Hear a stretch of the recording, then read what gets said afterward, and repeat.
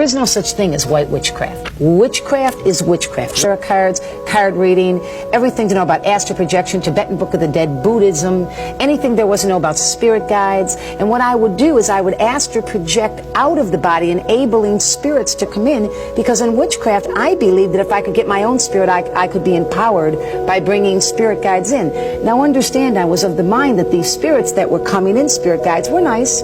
I became very, very studious about astrology, witchcraft, card reading, and that card reading became my niche. Sid, I would walk into a room with a deck of cards and read everybody's mail, just by that deck of cards, and I thought I was the best thing since the McDonald's hamburger. I thought I had finally come to a place of prominence because I could intimidate people. I could make them afraid of me because I was operating in these powers. And I never knew they were demonic, or I thought that I had come into this great power that I had been looking for.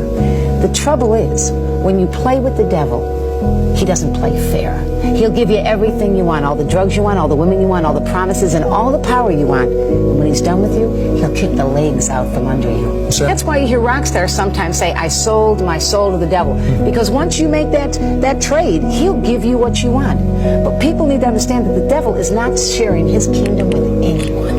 He's selfish and hateful, and his personality is that of hate and violence. And so as I began to encounter these spirits, from a pleasant person, even though I was a fall-down drug addict, I began to take on the personality of the devil. I began to act. I began to hate. I began to all the more. And I love to see people hurt. Like, I'd like to do a card reading where I knew a man was committing adultery. I'd name names, and it was just an evil behavior. And so here I was with these spirits operating in this power, cursing people. I cursed one man, said he fell 3 stories into a wheelbarrow. Thank God that wheelbarrow was there, because he would have been killed. I was astral projecting. I was studying all this witchcraft. I thought everything was wonderful. The same spirits, as you said in the opening, that gave me power began to turn on me. Why would they turn on you? Because the personality of spirits of darkness is not a nice, friendly personality. I thought I had arrived. But as these spirits began to turn and to torment, the same spirits that gave me power to read cards and astral project and operate in the solical power, the psyche power, would turn on me. As if all of a sudden the same voices that would say, this man is committing adultery, or this woman steals at work, or this girl's going to get married last year, when I was reading cards, would now say to me, you should die. It's better to just die. Said I would walk around with a gun in my mouth. I can remember the metal used to burn my tongue. I would just suck on a gun, waiting for the moment to stop this power that I had entered into, to stop the destruction of my mind. My drugs increased. I would take needles, Sid, and people that were the worst drug addicts in town would not get high with me.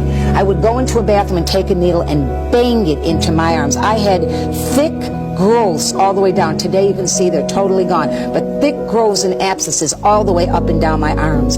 In that drug state, I'd go out and become even more promiscuous, hoping that someone would just love me for a little while. And that's what our kids are doing today, Sid.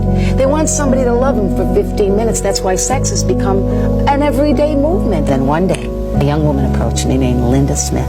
And you know what, Sid? She really believed in the power of God. She walked the walk and just didn't talk the talk. A lot of people talk the talk, but they don't walk the walk. And Linda just showed the love of God in the way she acted. She didn't come out with all these spiritual lingo. Introducing a man to me, a man that didn't rape you, beat you, use you, put you on the streets and stick needles in your arms. A man that was the Son of God who loved you for the way you are, not for 15 minutes. At church, she took me up to Pastor Why did Tommy you Reed's go to church? Because I was dying and there was no hope. I figured I'm going to die anyway. Let's go see. And you know what really influenced me, to be very honest, in the last few minutes of this program? She acted like a person who didn't just put on a facade of Christianity.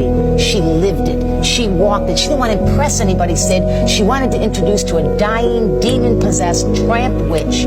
She wanted to introduce that human being to a man who'd change her life.